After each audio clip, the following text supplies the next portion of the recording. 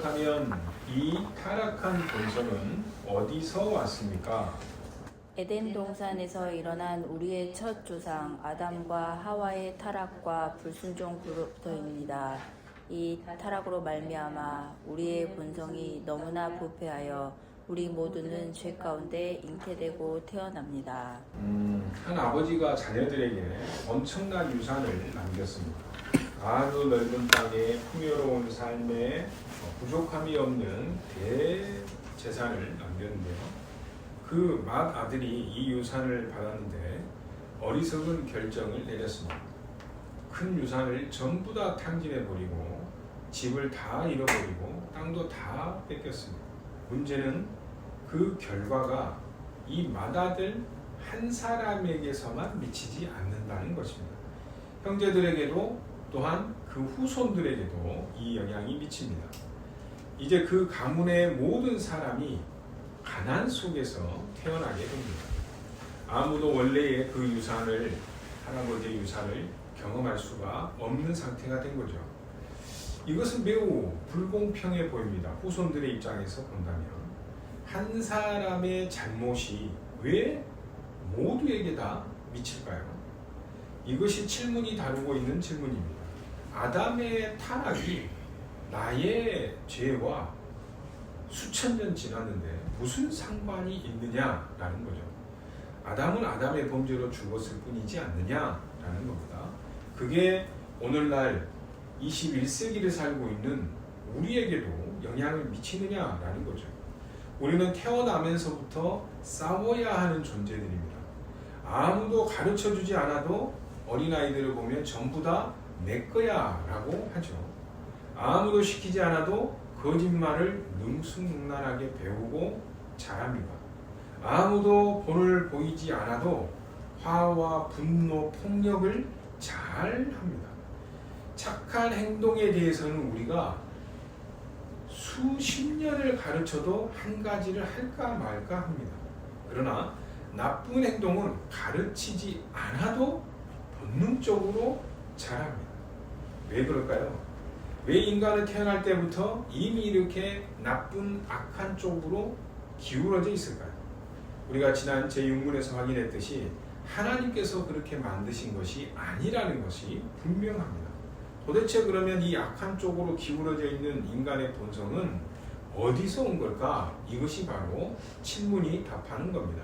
칠문에서는 정확하게 답변하기를 역사적인 사건에서 왔다라고 못을 받고 있습니다. 추상적인 어떤 철학적인 원리에서 온 것도 아니고 동화에서나 설화에서나 전설에서 온 것이 아니고 어떤 신화에서 온 것이 아니라는 것이죠. 시간과 공간이라고 하는 우리가 살고 있는 이 현실, 실제로 일어난 사건이라는 것을 말해줍니다. 이 사건을 창세기 3장에서 기록하는데 인류 역사에서 아주 가장 비극적인 장면이죠. 뱀이 여자에게 다가옵니다. 창세기 3장 1절에 보면 하나님이 참으로 너희에게 동산 모든 나무의 열매를 먹지 말라고 하디? 이 질문은 하나님의 말씀에 의심을 심는 질문입니다. 하나님은 동산나무, 각종 나무의 열매는 너가 임의로 너 마음대로 다 먹으라고 하셨죠. 하나님은 풍성하게 다 허락하시고 그 중에서 수천억 개 중에서 딱 한 가지만 금하셨습니다. 그런데 뱀은 이 딱 한 가지만을 뒤집습니다. 마치 하나님이 모든 것을 금하신 것처럼 풍성한 허락은 전부 다 감춰버리고 단 하나의 금지만을 전면에 내세웁니다. 그리고 하나님께서 모든 것을 금지하신 것처럼 이야기를 하죠. 여자가 이에 대해서 답변하는데 이 답변이 처음부터 변질되어 있습니다.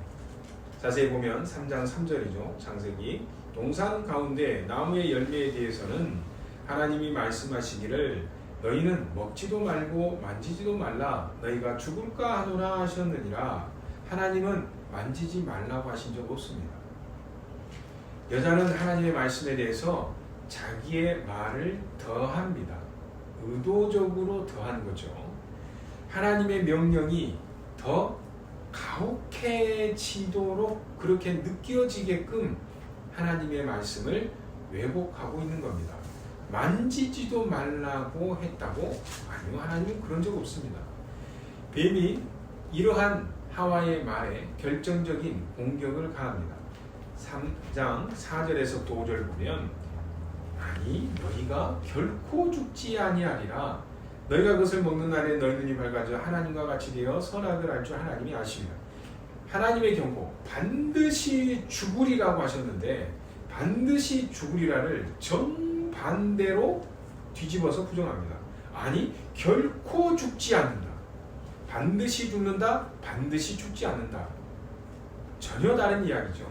그리고 하나님의 그 동기에 대해서 왜냐하면 그 이유를 사탄이 붙이는데 그것이 바로 동기를 의심하게 만듭니다. 왜냐하면 하나님이 너희를 위해서가 아니라 바로 하나님 자기 자신을 위해서 그건 금하신 거야. 너희 이것들 몰랐지? 라는 거죠. 너희가 하나님처럼 될까봐 두려워해서 너희한테 먹지 말라 한 거야. 그 말을 들은 6절에 보니까 여자가 그 나무를 본즉 먹음직도 하고 보암직도 하고 지혜롭게 할 만큼 탐스럽기도 한 나무인지라. 여자가 그 열매를 따먹고 자기가 함께 있는 남편에게도 주매 그도 먹은지라. 바로 범죄, 반역, 타락이 일어났습니다. 하나님의 말씀 대신에 뱀의 말을 하와가 선택한 거죠. 하나님의 그 은혜 대신에 자기의 욕망을 선택한 겁니다. 하나님께 순종하는 대신에 하나님처럼 되려고 한 것을 선택한 거죠. 그리고 그 결과는 즉시 일어났습니다. 7절에 보니까 이에 먹으니까 이에 그들의 눈이 밝아져 자기들이 벗은 줄을 알고 무화과 나무 잎을 엮고 치마로 삼았더라. 제 육문에서 보면 창세기 2장 25절에 보면 벌거 벗었으나 부끄러워하지 아니하니라 라는 상태를 이야기해 줍니다. 범죄 전에 하나님과의 엄청난 친밀한 상태를 이야기해 줍니다. 근데 범죄 후에는 부끄러움이 인간사에 들어옵니다.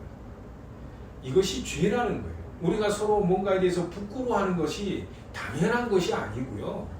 원래 우리는 그러지 않은 존재였다라는 거예요. 이것이 죄라는 겁니다. 그런데 더 웃긴 거는 얼마나 악해졌는지 이 부끄러움도 없는 존재들이 있죠. 숨김이 시작되었습니다. 내 것으로 내 뒤로 상대방 앞에서 숨기기 시작합니다. 무엇보다도 하나님을 피해서 숨기 시작하죠. 8절이죠. 8절에 보면 하나님을 피해서 숨습니다. 또 12절 13절에 보면 아담과 하와가 부부싸움이 아니고 이거는 서로를 향해서 책임을 전가하는 비난하고 탓하기 시작하는 장면이 드러납니다. 인류사에 있는 우리 인간 생활에서 생활해보는 모든 모습이 여기에 드러나는 것이죠. 한순간의 불순종이 바로 모든 것을 뒤바꿔버리는 겁니다. 우리 오늘 단문에 있는 질문의 답변을 천천히 뜯어보면요. 우리의 첫 조상 아담과 하와가 나옵니다. 우리의 첫 조상 아담과 하와, 이것은 역사적인 사건이다라는 것을 우리에게 가르쳐주는 겁니다. 신화나 상징이 아니라는 거죠. 실제 인물인 아담과 하와가 실제 장소인 나골에서 일어난 실제 사건이다라는 겁니다. 우리는 하도 많이 들어서 이게 뭐 별거겠냐 하는데 매우 중요합니다. 왜냐? 타락이 이 하나님께 향한 범죄 사건이 역사적인 실제 사건이 아니라면 구원, 예수 그리스도를 믿음으로 일어나 구원받는 사건도 역사적인 사건일 필요가 없는 거예요. 그러나 성경은 우리가 봤던 로마서 5장 12절에서 한 사람으로 말미암아 죄가 세상에 들어오고 라고 선포를 합니다. 이 한 사람이 바로 아담이죠.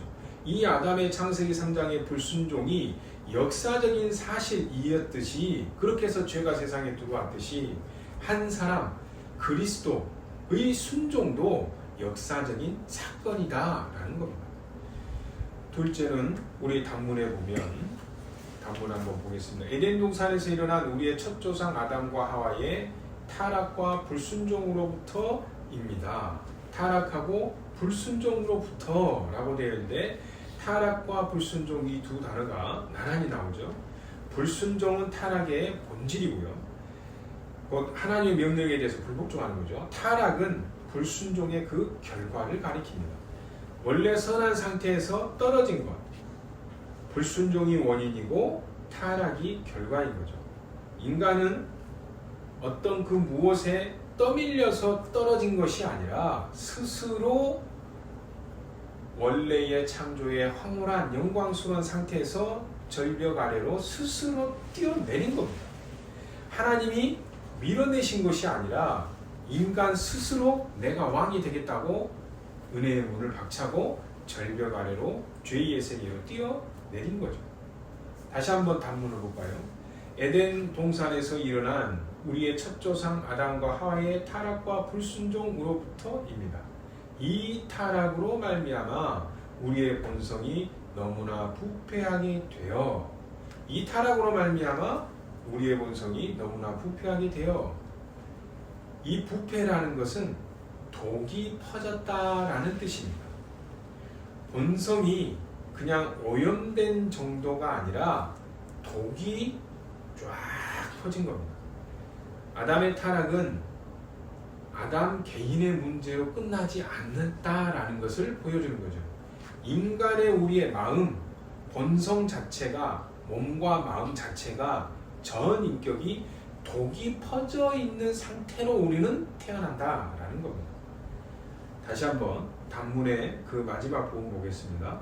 이 타락으로 말미암아 우리의 본성이 너무나 부패하여 우리 모두는 죄 가운데 잉태되고 태어납니다.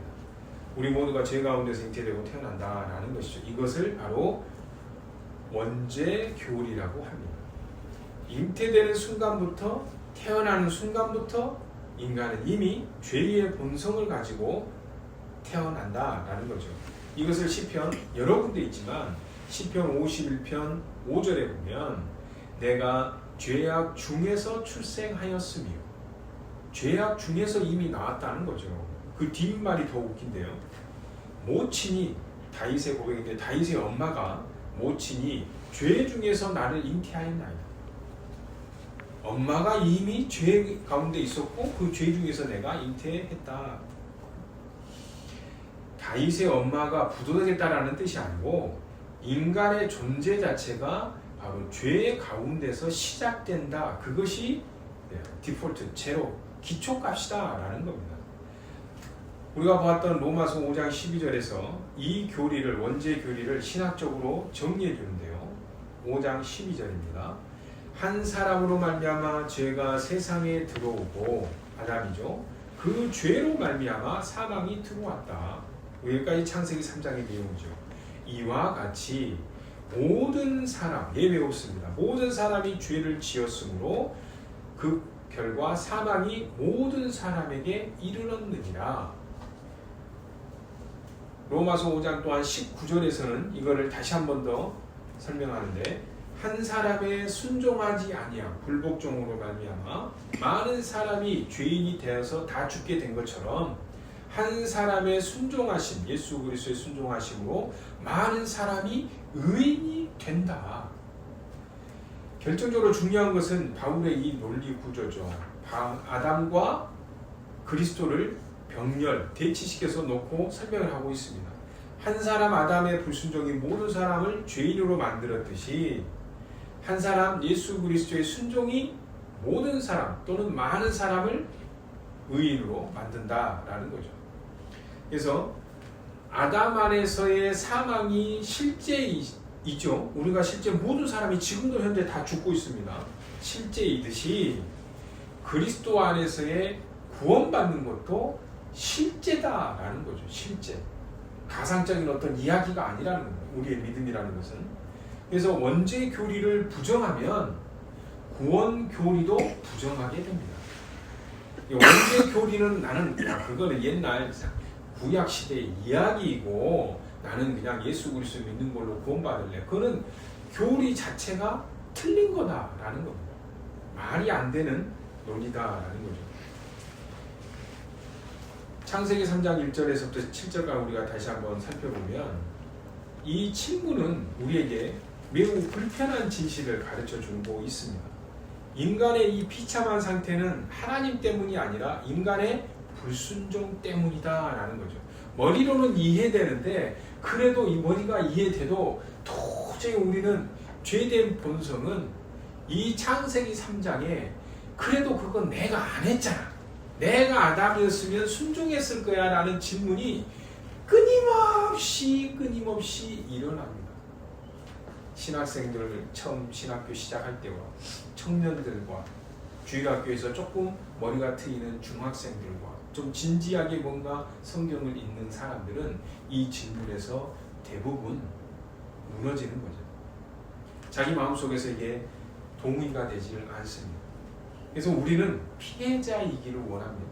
나는 이렇게 태어났을 뿐이고 그게 왜 내 책임이야? 나는 그냥 태어났을 뿐인데 나의 환경이나 나의 유전자나 나의 성장 배경이 문제일 뿐이지 세상에 있는 모든 인문학이 바로 이거에 기초해 있는 거죠. 우리는 인간은 죄가 없고 잘못된 게 없습니다. 우리의 환경이 잘못됐거나 우리의 유전자가 잘못됐거나 우리의 성장 배경이 잘못됐을 뿐이다라는 거죠. 그러니까 진정하게 인간을 치유할 수가 없는 것이 인문학의 한계죠. 물론 이러한 요소들이 우리에게 영향을 미치는 것은 사실입니다. 그러나 성경에서는 진정한 더 깊은 원인을 우리에게 가르쳐주고 있는 거죠. 비참의 궁극적인 원인은 외부 환경이 아니라 인간 자체가 문제다라는 겁니다. 인간의 불순종이 원인이다라는 거죠. 하나님의 말씀을 거부한 인간의 선택이었다라는 겁니다. 아담의 이야기는 바로 우리 모두의 이야기입니다. 우리 각자가 매일 이 에덴에서의 선택의 이 사건을 반복하고 있기 때문이죠.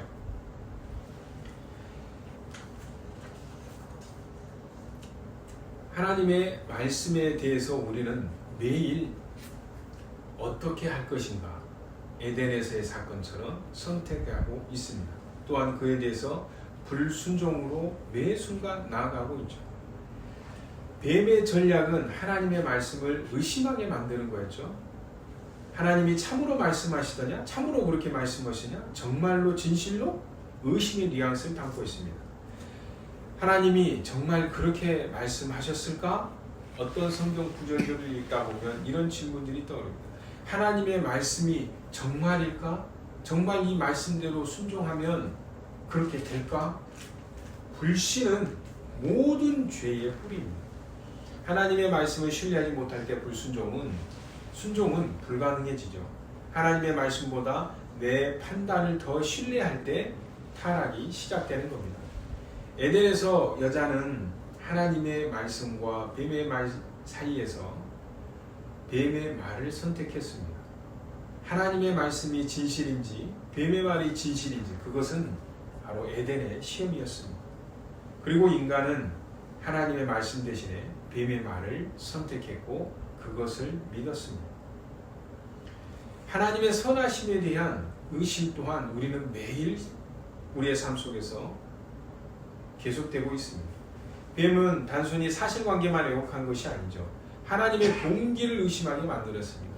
하나님의 너희를 위해서 금하신 것이 아니라 너희가 하나님처럼 될까봐 금하신 것이다. 곧 하나님의 성품, 선하심에 대해서 공격한 거죠. 하나님이 선하시다면 금지의 명령도 선한 목적을 위한 것입니다. 그러나 뱀은 이렇게 말하죠. 하나님은 너희의 유익을 원하지 않는다.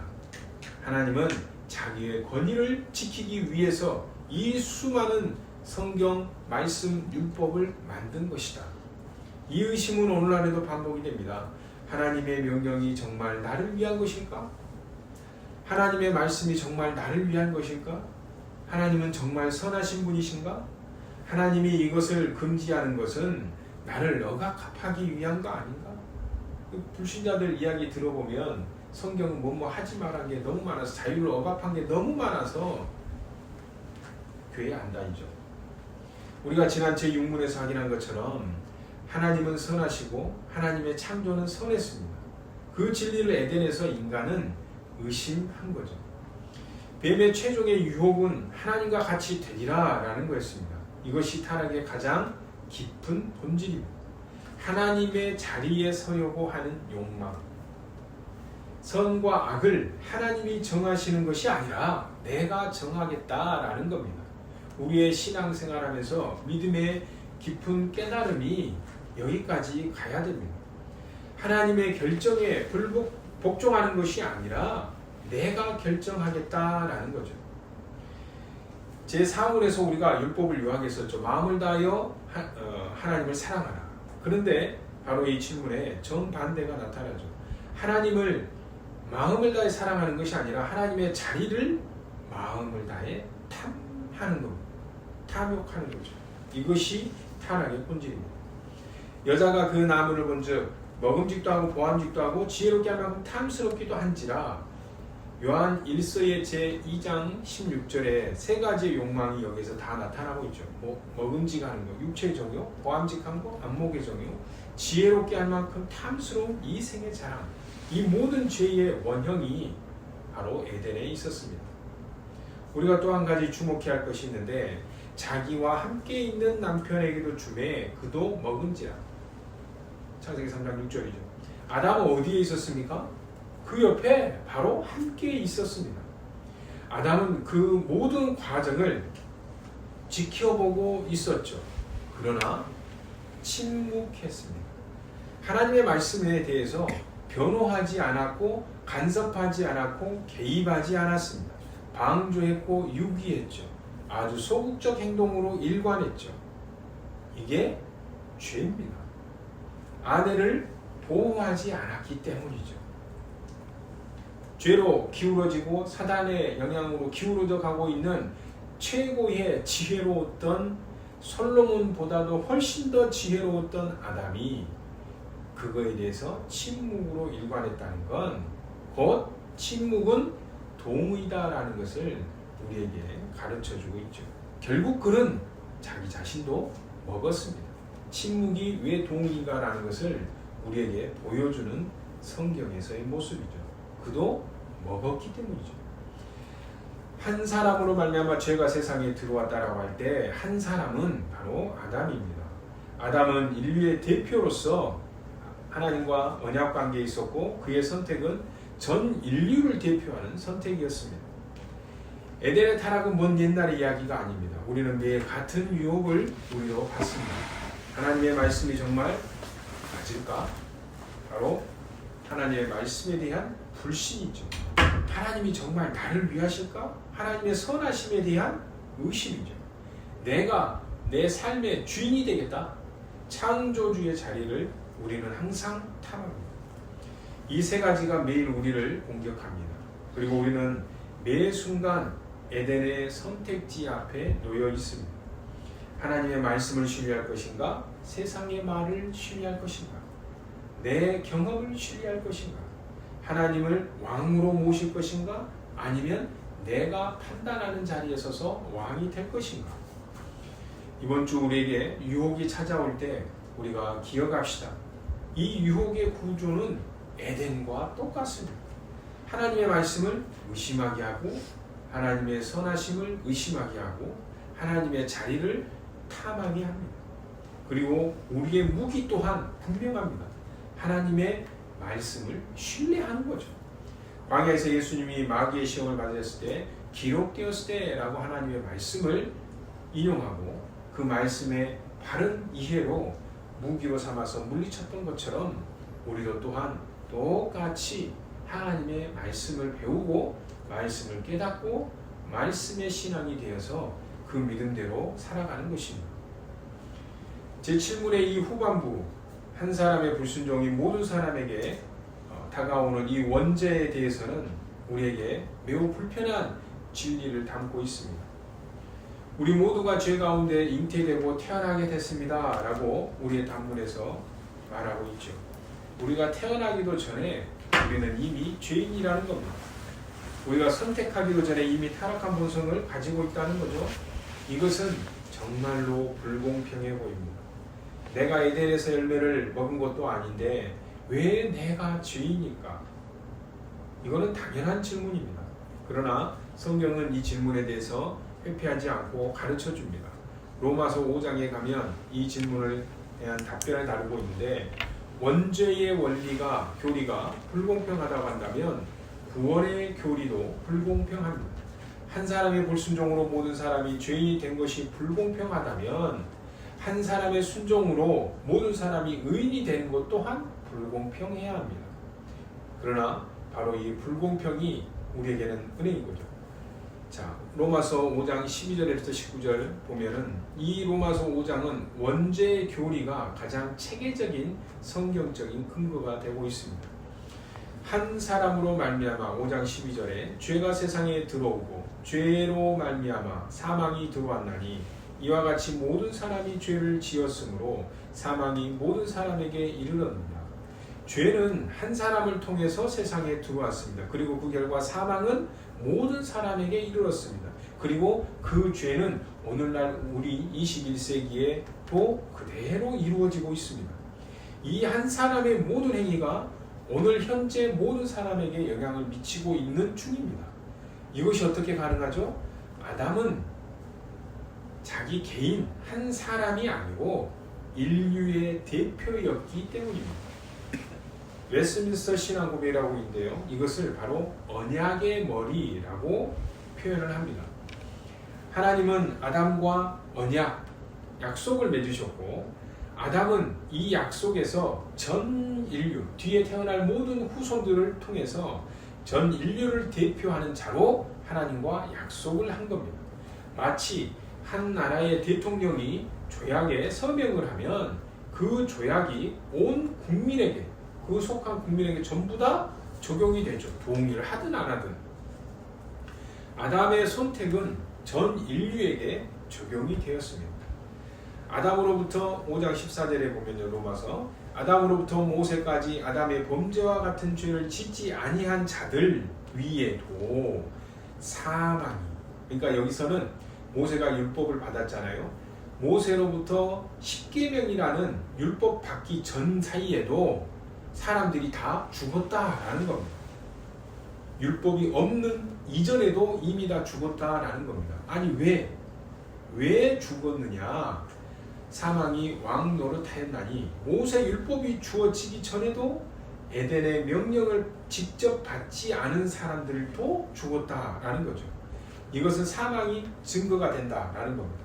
사망이 각 개인의 구체적인 범죄뿐만이 아니라 아담 안에서의 하나된, 연결된, 연대적으로 죄 때문에 죽었다라는 것을 우리에게 보여준다라는 겁니다.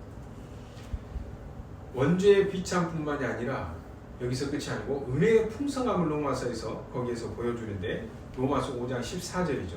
14절에 보면 아담은 오실 자의 모형이다 라고 선포합니다. 아담이 인류에게 미친 이 영향의 구조가 그리스도가 인류에게 미치는 영향의 구조를 보여준다라는 겁니다. 그러나 이 은사는 15절에 그러나 이 은사는 그 범죄와 같지 않은데 어떤 점에서 안 같냐? 사망인데 여기는 생명이죠. 그리고 사망으로서 끝나버리지만 어떻게 같지 않냐? 오히려 훨씬 더 이전보다 풍성하게 넘친다라고 설명을 해주고 있습니다. 그 범죄와 같지 아니하니 한 사람의 범죄를 인하여 많은 사람이 죽었은즉 더욱 하나님의 은혜와 또한 한 사람 예수 그리스도의 은혜로 말미암은 선물은 많은 사람에게 오히려 더 넘쳤다, 사망보다 더 넘친다라고 말씀하고 있습니다. 같지 아니하고 은혜가 더 크다라는 걸 설명하는 거죠. 아담의 죄가 사망을 가져왔다면 그리스도의 은혜는 생명을 더 풍성하게 넘치게 가져왔습니다. 한 사람의 순종하지 아니함으로 19절에 보면요, 로마서 5장 19절 한 사람의 순종하지 아니함으로 많은 사람이 죄인 된 것 같이 한 사람의 순종하심으로 많은 사람이 의인이 되리라 라는 것이 결론입니다. 아담의 불순종 모든 사람이 죄인이 되었죠. 그리스도의 순종 많은 사람이 의인이 됩니다. 원죄의 교리는 곧 구원의 교리입니다. 한 사람의 행위가 많은 사람에게 미치는 이 원리는 신학에서 대표의 원리, 연대의 원리라고 합니다. 아담 안에서의 연대가 실제이듯이 예수 그리스도 안에서의 연대도 하나됨도 실제예요. 연대라는 걸 하나됨으로 이해를 하면 됩니다. 우리가 아담 안에서 죄인이 된 것은 우리의 선택이 분명 아니었습니다. 마찬가지로 우리가 예수 그리스도 안에서 의인이 되는 것도 우리의 선택이 아닙니다. 우리가 아담 안에서 죄인이 된 것은 우리의 선택이 아니었습니다. 마찬가지로 우리가 그리스도 안에서, 예수 그리스도 안에서 의인이 된 것도 우리의 선택이 아닙니다. 둘 다 내가 한 거하고는 아무 상관이 없습니다. 누가 한 거죠? 아담이 했느냐, 예수 그리스도가 했느냐. 그것을 믿느냐 믿지 않느냐에 따라서 사망이냐 영생이냐가 달린 거죠. 그렇기 때문에 우리가 조금 더 해서 엿볼 수 있는 것은 예수 그리스도께서 하셨기 때문에 예수 그리스도의 공로에 의지해서 우리는 영생을 얻는 거죠. 내가 무엇을 했기 때문에 구원받고 구원받지 않고가 아니라는 거예요. 둘 다 대표자의 이 행위에 근거하는 겁니다. 예수 그리스도의 십자가의 죽으심, 바로 그 그리스도의 행위에 근거해서 우리는 단지 은혜를 받는 것일 뿐이다 하는 거죠. 우리의 행위가 아니라 대표자의 행위로 결정되는 것. 아담 안에서는 재앙이죠, 완전히. 그러나 예수 그리스도 안에서는 완전히 복음입니다. 원죄 교리는 철저한 어둠밖에 없지만 그것을 복음을 비춰주는 거울로서 작동합니다. 만일 각 개인이 스스로 타락하고 스스로 구원받아야 한다면, 다시 말해서 그래? 그건 아담이 했으니까 나는 내 스스로 선택해서 나는 죄를 하나님 기준에 범하지 않겠다. 그러면은 바로 그 순간 죄를 범하게 되죠. 그러면 자기 스스로 자기를 구원을 해야 됩니다. 그건 불가능한 일이죠. 우리 개인 스스로 타락하고 스스로 구원받아야 한다면 소망이 없습니다. 우리가 제5문에서 확인했듯이 우리는 본성적으로 선을 행할 수가 없는 존재들이기 때문이죠. 그러나 이 대표의 원리가 있기 때문에 내가 못하는 것을 대표자가 대신할 수 있습니다. 아담이 나를 대표해서 범죄하고 반역하고 실패했듯이 예수 그리스도께서 나를 대표해서 성공하고 승리하셨습니다. 내가 에덴에서 열매를 먹은 것도 아닌데 왜 내가 죄인입니까? 라는 이 질문에는 이렇게 답할 수 있습니다. 예수 그리스도가 에덴에서 열매를 먹지 않으신 것도 아닌데 그분이 왜 나를 위해서 십자가에 달리셨습니까? 바로 대표의 원리입니다. 한 사람 안에서 모든 것이 결정되는 원리. 바로 아담 안에서 이것은 저주가 되었지만 예수 그리스도 안에서 축복이 되었습니다. 이번 주에 로마서 5장 12절에서부터 19절을 읽으면서 다시 한번 천천히 묵상하시길 바랍니다. 아담 안에서 나는 죄인이 되었습니다. 그러나 예수 그리스도 안에서 나는 의인이 됩니다. 은사는 그 범죄와 같지 아니하니 바로 은혜가 더 풍성하게 넘쳤다는 것을 기억하십시오. 그리스도 안에서 받은 것이 아담 안에서 잃은 것보다 훨씬 더 큽니다. 오늘 우리는 비참의 원인이 무엇인지를 살펴보았습니다. 타락의 본질은 하나님의 말씀에 대한 불신입니다. 하나님의 선하심에 대한 의심이고 창조주의 자리를 탐하는 교만이었습니다. 에덴에서 시작된 이 구조는 오늘 지금 이 순간 우리 안에서 계속해서 반복되고 있습니다. 아담의 타락은 모든 인류에게 미쳤습니다. 우리 모두가 죄 가운데서 잉태되고 태어납니다. 이것이 바로 원죄의 교리입니다. 그러나 이 대표의 원리는 동시에 구원의 원리이기도 교리이기도 합니다. 한 사람 예수 그리스도의 순종으로 많은 사람이 의인이 됩니다. 우리는 이 지난 시간 보았던 하나님의 창조의 설계도, 온전한 설계도가 어떻게 파괴되었는가를 보았는데 바로 불순종과 타락이죠. 그렇다면 이 파괴가 어느 정도로 심각한 것일까? 부분적으로만 손상을 입은 걸까? 아니면 전적으로 파괴가 된 걸까? 그것은 다음 8문에서 설명을 합니다. 오늘 우리가 기억해야 될 것이 이것입니다. 아담 안에서 잃어버린 모든 것을 바로 예수 그리스도 안에서 더 풍성하게 찾을 수 있습니다. 아담의 불순종이 낙원의 문을 닫아버렸다면 예수 그리스도의 순종이 하늘나라의 문을 엽니다. 아담 안에서 모든 사람이 죽었지만 예수 그리스도 안에서 많은 사람이 살아납니다. 타락의 이야기는 비극이지만 이 비극은 복음이라는 더 큰 이야기의 시작이고 일부일 뿐입니다. 그리고 예수 그리스도로 인한 복음의 결론은 영원한 승리만 있습니다. 죄가 더한 곳에 은혜가 더욱 넘쳤다는 것을 기억하면서 이 한 주간 에덴에서의 모든 선택들이 예수 그리스도로 인하여서 내가 승리하였노라 묵상하면서 선포하는 한 주간 되시길 축원합니다. 함께 기도하겠습니다.